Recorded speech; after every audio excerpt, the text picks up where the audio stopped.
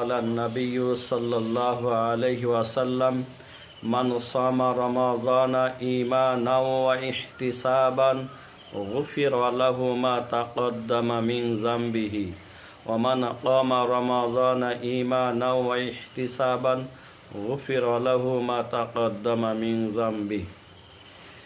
রসুল পাক সাল্লাল্লাহু আলাইহি ওয়াসাল্লাম বলেছেন, যে ব্যক্তি রমজান মাসে রোজা রাখবে ঈমান এবং সওয়াবের আশায়, আল্লাহ পাক তার জীবনের সমস্ত গুনাহ খাতা মাফ করে দেবেন। রসুল পাক সাল্লাল্লাহু আলাইহি ওয়াসাল্লাম আরও বলেছেন, যেই ব্যক্তি পবিত্র মাহে রমজানে কিয়াম অর্থাৎ তারাবির নামাজ আদায় করবে, আল্লাহ পাক তার জীবনের সমস্ত গুনাহ খাতা মাফ করে দেবেন। ইনশাআল্লাহ আমরা প্রত্যেকেই পবিত্র মাহে রমজান রোজা এবং তারাবির নামাজ আদায় করার চেষ্টা করব।